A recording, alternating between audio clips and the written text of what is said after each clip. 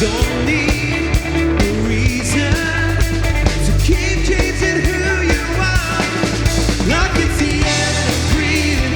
I want your presence, feet on the earth, heart full of heaven. Feeling consuming. I can't get enough. I can't get enough of you. Your fire burning right through me. I can't get enough. I can't get enough of you.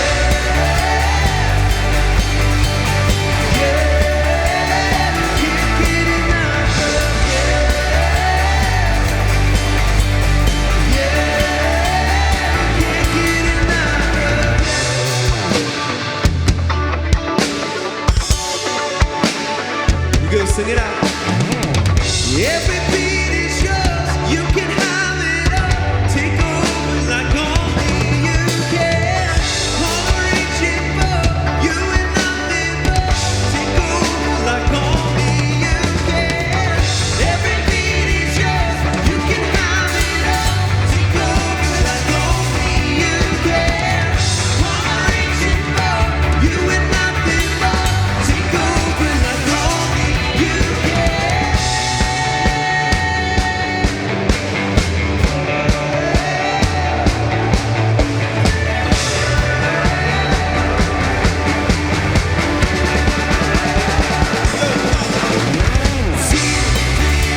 Completely consuming. I can't get enough. I can't get enough of you. Your fire burning right through me. I can't get enough. I can't get enough of you. Yeah, can't get enough of you. Yeah, can't get enough of you. Hey, what is up, everybody? Welcome to the TCC Online Campus. My name is Ben, and let me just say thank you for taking a little bit of time out of your day to spend it with us here at TCC Online. Now, I know a lot of us are on vacation. We're out enjoying the summer. Maybe that's you. Maybe you're on vacation. You're just catching us here online. That is awesome. But if this is your first time ever checking us out here at TCC, we're gonna drop a link in the chat. Click that link, fill out the form, because we want to get to know you a little bit better. So we are in part 3 of our series, Mean. It's been a super awesome series. If you missed the last 2 parts, always jump on tcconline.tv, get caught up there, and you can rewatch this again if you'd like to. So with that said, let's jump into some more music.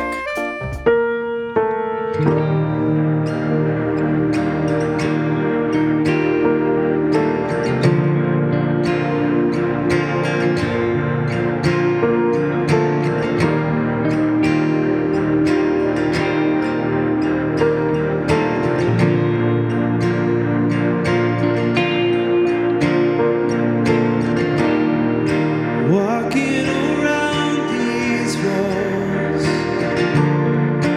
I thought by now they'd fall, but you have never failed me yet.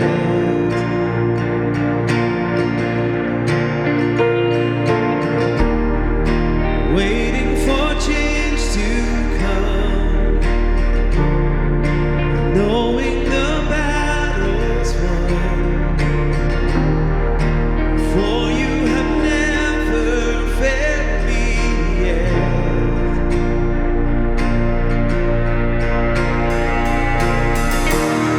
Your promise still stands. Great is your faithfulness, faithfulness. I'm still in your hands. This is my confidence. You never failed me yet.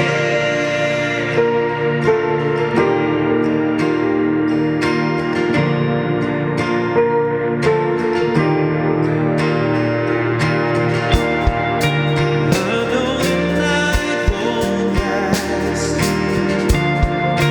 Your word will come to pass.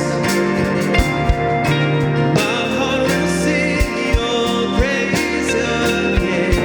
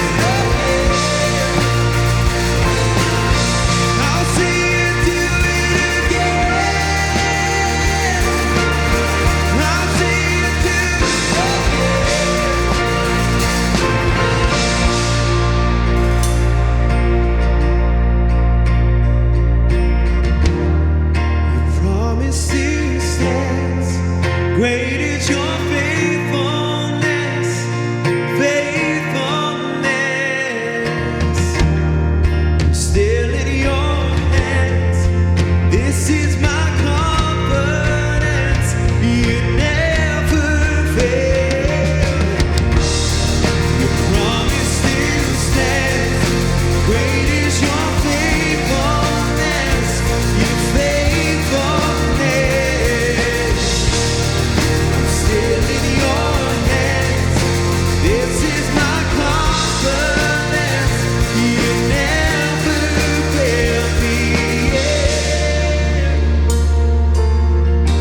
Never failed me yet. You never failed me yet. You never failed me yet. Never failed me yet.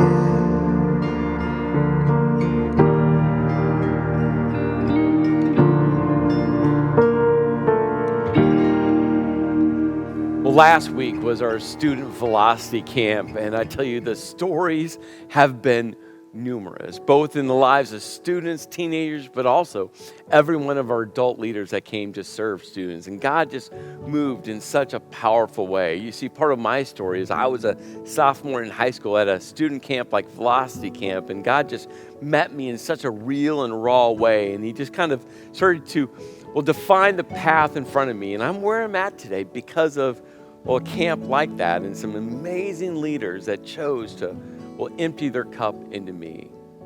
I'm so thankful. I'm so thankful for every adult leader that chose to go.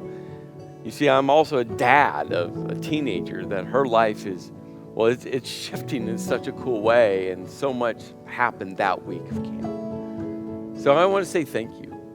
You see, the generosity of people like you have enabled us to, pour into the lives of teenagers. And they're not the church of tomorrow. They're the church and leaders of today.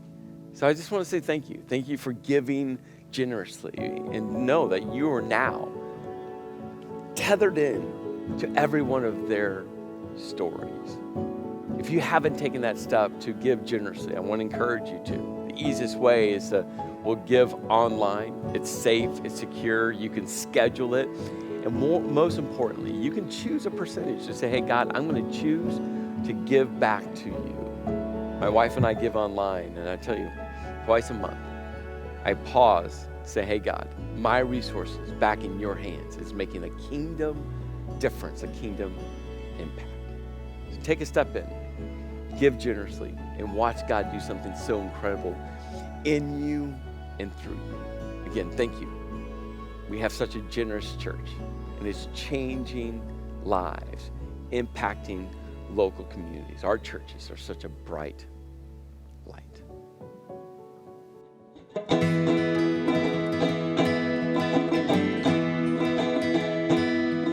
You, with your words like knives and swords and weapons that you use against me, you have knocked me off my feet again, got me feeling like I'm nothing new. With your voice like nails on a chalkboard, calling me out when I'm wounded. You, picking on the weaker men.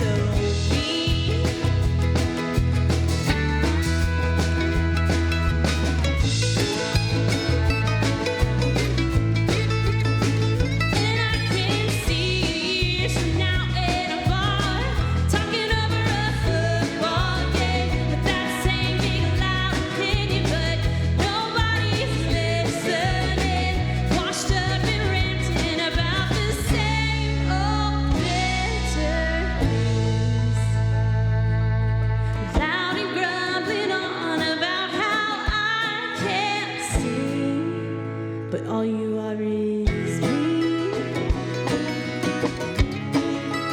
All you are is me, and a liar, and pathetic, and a lonely life and me, and me, and me, and me. But someday I'll be living in a big old city, and all you're ever gonna be is me. Yeah, someday I'll be big enough so you can't hit me, and all you're ever gonna be is me. Why you gotta be so someday I'll be living in a big old city, and all you're ever gonna be is me. Someday I'll be big enough so you can't hit me, and all you're ever gonna be is me. Why you gotta be so mean? Well, so good to have all of you with us today. My name is Chris. I just want to give a warm welcome to all of you connecting at one of our churches or online. And we're in this third and final part of this series, Mean. Well, think back. It was the year 2010, and the artist, Taylor Swift, was performing live at the Grammys. I mean, what an opportunity, what an honor. And in that live performance, it just wasn't that good. She was really off pitch. And the outcome of that, well, it seems like the higher you climb with success, the more people are trying to knock you off of that proverbial ladder. And people just came after her, and they were, it's really mean. Through that pain, through that hurt, as people just, attacked her, she wrote a song simply titled Mean. And 2 years after that, she found herself back at the Grammys. She had another opportunity to sing live, and of course, she chose the song Mean. And during that live performance, she shifted just one simple phrase of her song, and the crowd just went electric. And this is what she sang for everyone. But someday I'll be singing this at the Grammys, and all you're ever gonna be is me. You see, she was interviewed about the song that she wrote, and she talked about how, constructive criticism is okay and professional criticism is okay. But this song came from people who were just flat out mean, people who, just hated her, people who were envious of her, people who just personally attacked her. And here's the thing. We all have stories like that, don't we? And you see, that's why the question we've been circling around in this entire series has been this: how do I respond without reacting when a mean person crashes into our world? How do we respond in a Christ-centered like way without reacting? Because reacting always leads to overreacting. And so my heart in this series has to help all of us prepare and to plan, so that when a mean person does choose to be mean to me or to you, we can respond and not react. So let me ask you, how are you doing in that? Well, one simple test. Maybe, just maybe, you heard the news this week. I don't know how you would avoid it, especially if you're living in the state of Pennsylvania. So did you respond or did you react to the news of the new name for Heinz Field? I would read the name for you, but I don't think anyone can actually pronounce that name. When I read the news headline, I kind of laughed. I mean, I'm not a Steelers fan at all, but I know many of you are. And for me, not a Steelers fan, I will always call it Heinz Field, always will. The second thought I had was, no one can pronounce this name at all. I mean, to this day, I don't know how to say that name. But the third thought that made me laugh was I started to read a little bit more, and I know some of you aren't going to like this, but this is an insurance company based out of the state of Michigan. Now, I'm a huge Michigan Wolverines college football fan. Again, You can't react. You can't be mean. I am just being honest. And well, this is a Michigan insurance company starting to invade the state of Pennsylvania. So how did you do? Did you react or did you respond? Well, throughout this series, we have been focused on three very specific people, and well, we're just looking at how they respond or reacted. Nabal chose to do evil for good. David had a very simple question that he asked for food, and Nabal could have just said no and moved on, but how he said no and how he was condescending and he talked down to David and he powered up against David and he attacked David. I mean, it was just evil for good. And this is a classic definition of a mean person. I mean, he's just mean. The Bible actually said that Nabal was mean. And here's the thing. This is just true for all mean people. All mean people are mean-centric. They're all about themselves. Me, me, me, me, me. And here's what I know about me. And I'm pretty sure it's true about you. All of us can be me-centric, can't we? All of us can be me-centered, can't we? All of us can be. And it should be a caution. It should be a caution because when you start to become me-centric, the path to being mean is, well, just a few short steps. The second person we looked at was, well, David, who was in waiting to become king. And when Nabal was, well, mean to David, David chose to give evil for evil. That's why he looked at 400 of his soldiers and said, put on a sword and we're going after go after Nabal and we're going to just kill everyone we can. In fact, David modeled for us how to be an overreactor. But remember, overreacting always happens when we react. And that's why the question is so essential. Are we going to respond or react? Because when we choose to react, we will become, well, an overreactor. And the third person in the story is, well, Abigail. And Abigail, well, chose to respond in a different way. She chose, well, being good for evil. And she models for us, well, something so different than a mean person or a overreactor. But we'll get to that in a moment. When Abigail responds to David, when Abigail tries to de-escalate the entire situation, Abigail lifts David's eyes up to God. 7 different times she uses the word Lord, and actually it's the most intimate of titles for God in the Hebrew language. It was the title Yahweh.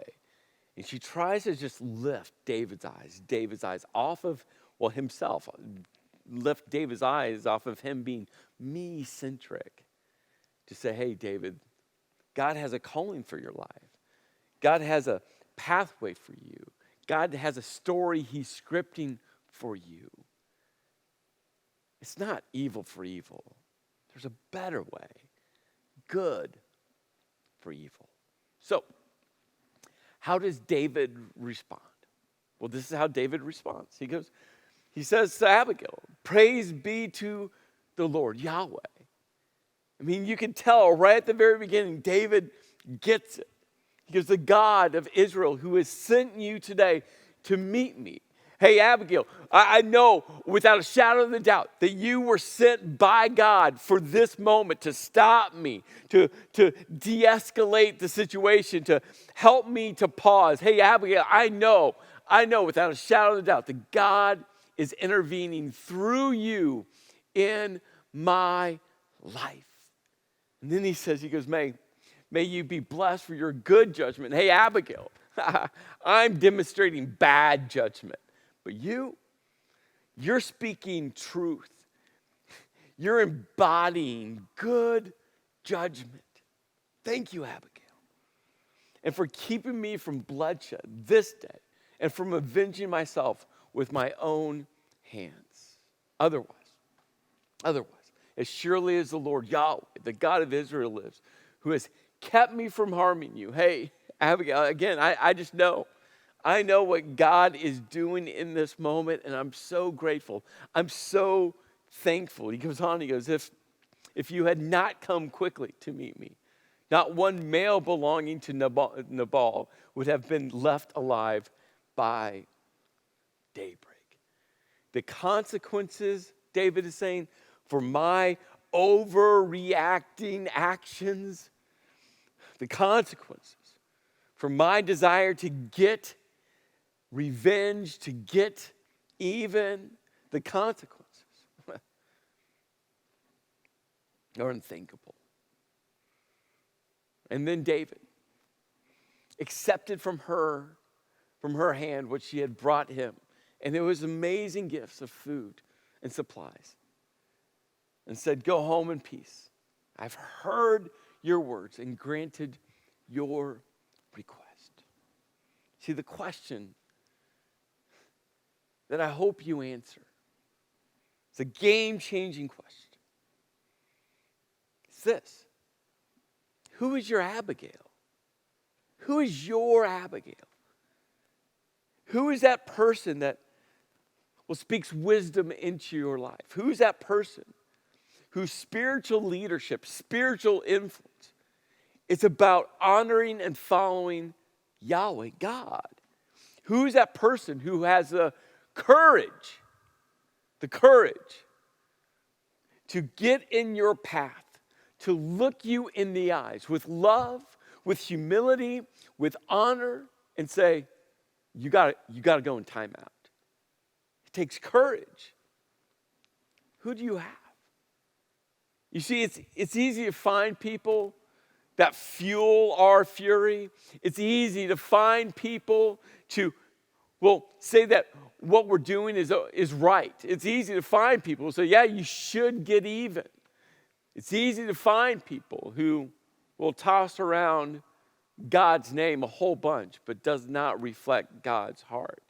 It's easy to find people who will agree with you, who will help you justify your ungodly actions. It's easy to find those people. But who's your Abigail? We all need that person or several people, again, who have the wisdom, that have the spiritual leadership, and who have the courage to help us de-escalate, to help us maybe pause, to go into timeout, to take a deep breath, to get a different perspective, to not react. Because when we react, we always, always overreact. So, how does this story end? Well, it's going to feel a bit fairy tale-ish, but it's just how the story ends. This is what we're told. When Abigail went to Nabal, he was in the house holding a banquet like that of a king. He wasn't a king. David was a soon-to-be king, but Nabal was a fool. Remember, that's what his name is. And so he's just acting like a king. He was in high spirits and very drunk. So she told him nothing at all until daybreak. And the next day, the sun comes out, and it's morning, and Nabal was finally sober. His wife told him all these things, and his heart failed him, and he became like a stone. And 10 days later, God struck Nabal down. He died. Then David, he sent word to Abigail asking her to become his wife. And Abigail quickly got on a donkey, attended by her 5 female servants, went with David's messengers and became his wife. And they lived happily ever after. Well, not really happily ever after. If you've ever read any parts of David's story, it just gets messier and messier. Even when he becomes king, God's chosen king, his life, it's messy. But here's what I know. My life is messy. Is your life messy? I'm sure it is, because all of our lives seem to be messy. And here's what's amazing. God chooses to use messy people like you and me to do, well, the unimaginable. So much to learn from a story that's several thousand years old. But what's interesting about this story, especially what Abigail embodies, Jesus himself spent so much time focusing on, well, how we should respond to mean people. I mean, Jesus fully understood how mean people could be.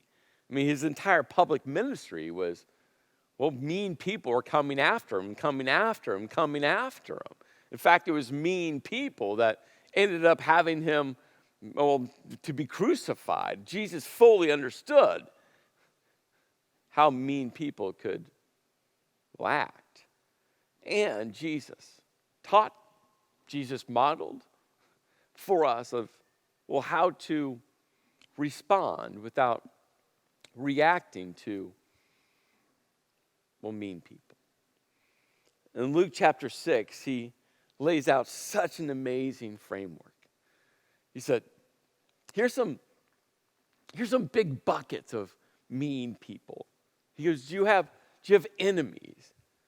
I mean, I got enemies, not because I want enemies, but they want to be an enemy. Do you have enemies? He's like, hey, that's a one big bucket, enemies. But then Jesus, in all of his wisdom, goes, well, maybe you don't want to classify someone as an enemy. So he goes, well, do you have anyone who hates you? They just don't like you. I mean, when that person sees you, you can just tell that they don't like you. And Jesus is like, yeah, fine. You can use that category. Enemy, fine. Someone who hates you, fine. Then he comes up with another big bucket category. You say, how about people who curse you? Now, this is a very interesting word because that phrase curse you, I think we could apply a whole bunch to it. But the original language of what Jesus was saying, he was saying this. He goes, do you have anyone that's around you that's, well, coming at you that is just doing the opposite of what God has designed people to do? Do you know someone that, well, if this is God's pathway, they're finding their own pathway? Do you know anyone that knows what God wants them, God wants them to live, and they're choosing to do the opposite? If God is the ultimate definition of good and holy, they're on the opposite end of the spectrum. They're evil. That's what curse you means. They're doing everything against God's design, his framework on how to live, and more importantly, how to interact with other people. That's curse you. And then Jesus said there's another bucket of people, those who mistreat you. And that specifically means with words. Those who verbally abuse you. Those who will gossip about you. Those who falsely accuse you. Those who position words to tear you down. Those are the mean-spirited critics. They're not trying to help you be better. They're trying to, well, tear you down. Do you have anyone in that category, in that bucket? And they're just coming after you with their words. Jesus said, hey, here's 4 big buckets of mean people. But then Jesus, well, he doesn't stop there. He goes, hey, this is just real. I mean, it was true for Jesus himself, and it's true for you and me to this day. Then Jesus goes, hey, there's a command. More specifically, actions that I'm going to command you to do. When you encounter mean people, whatever bucket you put them in, when you encounter mean people, this is how I command you to respond. Now, if you're not a Christ follower, these are great suggestions. If you're not a Christ follower, I would encourage you, just try them out. I mean, they will help make your life better if you are a Christ follower. These aren't optional. These aren't like, I'm going to choose which ones I want to do and those I don't want to do. If you are a Christ follower, your commitment is to live like Jesus. Your commitment is to love like Jesus. Your commitment is to lead like Jesus and to leave behind what Jesus left behind, which is more people who love and live like Jesus. That's your commitment. So Jesus, if you're a Christ follower, is looking at you saying, no. This is how you are to respond. Not decide. He goes, no, this is what I'm commanding you to do. For your enemies, gotta love them. Now, this was ground shaking for, his audience who Jesus was teaching to. Remember, he was teaching to a Jewish audience. And in the Jewish law, we call it the Old Testament law, the command was to love your neighbor. And so what the Jewish people did was they found an escape clause. They started to define, who their neighbor was and who their neighbor wasn't. And they got really good saying, no, we're going to put the neighbors, the people we like in this category, and everyone else, they're not our neighbors, so we don't have to love them. In fact, over time, it went from just love your neighbors to say, you can love your neighbors and hate your enemies. It's okay to hate your enemies. You just make sure you love your neighbors. And Jesus brings this out. Matthew chapter 5, he goes, hey, by the way, I know what the law says is to love your neighbor, and I know what you say. You can hate your enemies. And Jesus says, no, that's not God's heart. He goes, when it comes to your enemies, you got to love them. Now, there's different words in the Greek language for love. Phileo is kind of this friendship type of love, but he doesn't use that love there. He uses agape, the love Jesus has for you and for me. It's the highest form of love. It's the deepest type of love. He goes, your enemies, I'm not asking you to be friends with them, to like them. I'm talking how I love you. You're to love your enemies. And by the way, for those who hate you, you got to do good. You see, doing good is the action side of love. Remember, love is just not an emotion and feeling. Jesus modeled love as action. And that's what he's doing here. It's like, you can call them enemies. You can say, hey, they hate me. Whatever phrase, whatever wording you want to use, fine. But you're going to love them by doing good to them. That love is action. So you're going to seek opportunities to do good. It's what Abigail did. Chose not just some scrap supplies and scraps of food. She got some amazing food and supplies and rode out, met David, humbled herself, offered him amazing generosity, and had the courage to speak some wisdom into his life. Jesus is like, you got to love. And there's action to love, and that's doing good. And then to those who will curse you, you know what he said? Bless. That's actually using words of encouragement, using words of blessing. In leadership here at TCC, we talk about encouragement. Encouragement is speaking life and standing beside. It's intentionally using words to lift people up. That's what blessing is all about. It's like, hey, for those of you who are treating you the opposite of what God has designed, for those that are doing the opposite of God's holiness, they're doing evil, you choose to use your words to encourage, to bless, to lift them up. And that's so difficult to do, isn't it? Come on. We know it is. When someone hurts us, we want to get even.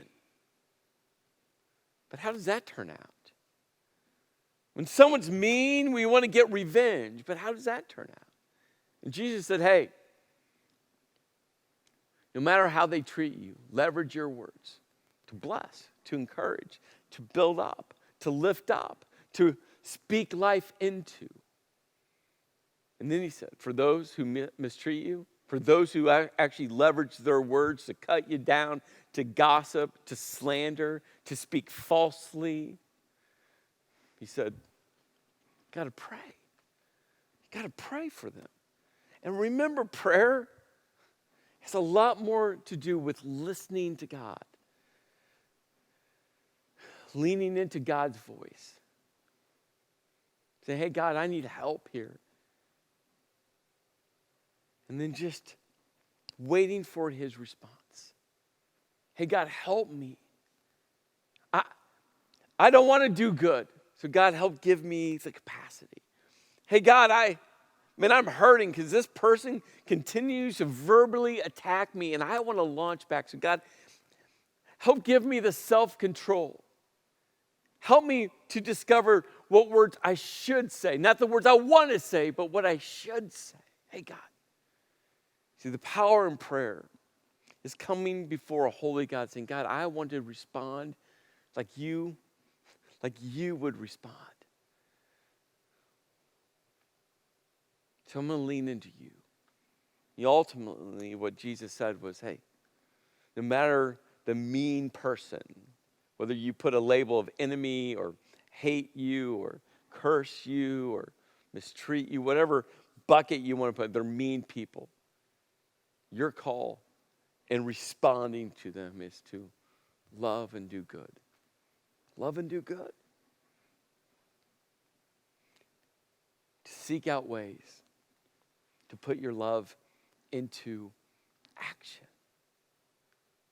So, we come back into this simple little chart. You can choose to be a mean person, and all of us are capable of being mean, aren't we? All of us are capable of being mean. We become mean-centric. So there's a caution there. All of us have overreacted because instead of responding, we chose to react. And, well, again, what you all learned. Once you start to react, you will become an overreactor, just like David. But Abigail showed us a much different way.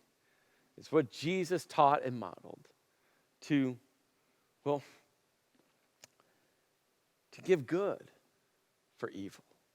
And I simply wrote, choose to be a do-gooder. Now, that phrase, do-gooder, has some negative connotations. In fact, if you look up the definition, it's not a flattering definition, which makes me kind of scratch my head, because guess what Jesus called us to do? Is to do good. Because that's what love looks like. That's what love looks like. So, let's not turn the golden command to a goldish command. Let's do to others as you would have them do to you. Let's live a life of reflecting Jesus. Let's love our enemies, whatever bucket you want to put them in, and do good to them. That's love in action. And then Jesus in the section elevates the bar one more time. He goes, so be merciful as God your Father is merciful. You got to think about it. Think about the mercy God has shown you. Deserve it? No. Think about the grace that God the Father has extended you. Deserve it? No. Think about the love that God the Father has extended to you. Deserve it? No. But it reflects God's heart through Jesus on that cross for you. And we are called to live like Jesus, to love like Jesus, to lead like Jesus, and to leave behind more people who will love, live, and lead like him. So, 3 questions. Part 1, when a mean person escalates, how will I de-escalate? You got to have a de-escalation plan. It starts with pausing, putting yourself in timeout, and gaining perspective.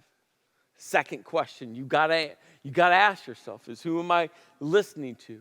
I'm so thankful that David listened to Abigail, someone who was wise, someone who lifted his eyes off of himself back onto God, someone who had the courage to stand up to not only David, but 400 men with swords in their hands. Who are you listening to? Do you have an Abigail in your life? And this all leads to the third question of this series. How will I intentionally love and do good? And it's intentional living, to choose, not to react, but to respond like Jesus. So, hey, church, let's be a church filled with those people. Let's choose to love our enemies. Let's choose to do good to those who hate us. Hey, church, let's choose to bless those who curse us. And hey, church, let's choose to pray for those who mistreat us. Let's love and do good. Let's love and do good. Let's love and do good. Let's pray. Lord, I just pray. You haven't called us to perfection, but you have called us to pursue. So, Lord, I just pray that we pursue interacting with mean people in a way that gives you honor, that gives you glory. Lord, I pray that we'll love and do good. When we want to, when we don't want to, and when it's excruciating to do so, knowing, Heavenly Father, what your Son did on the cross for us, and we didn't deserve. Lord, I pray that we'll intentionally pursue loving and doing good to all people, to our neighbors and to our enemies, and everyone in between. In your name I pray. Amen.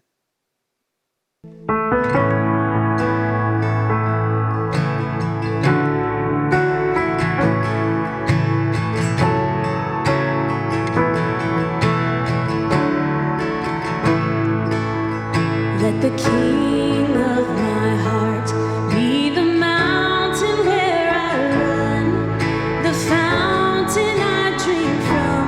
Oh, he's my song. Let the King of my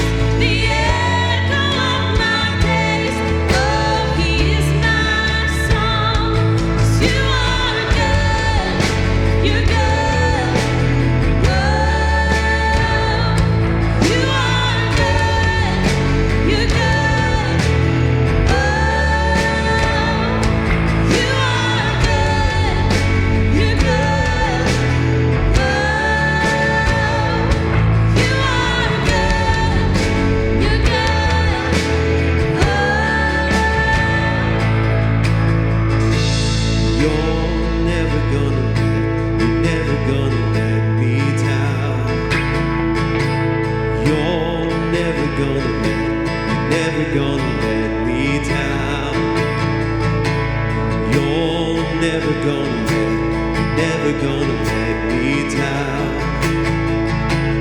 You're never gonna let me down. You're never gonna let me down. You're never gonna let me down.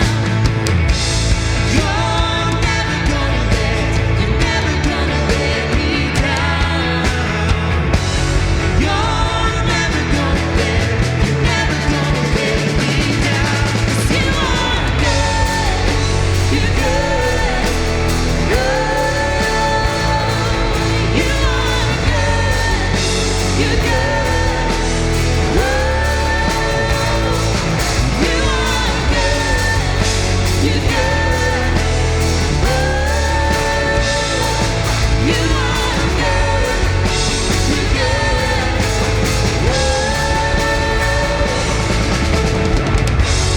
You're never gonna let me down.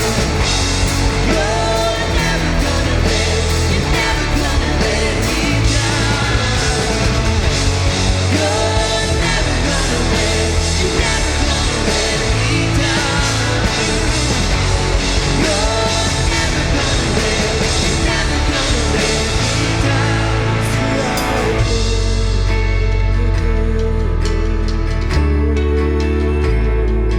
You are good, you're good.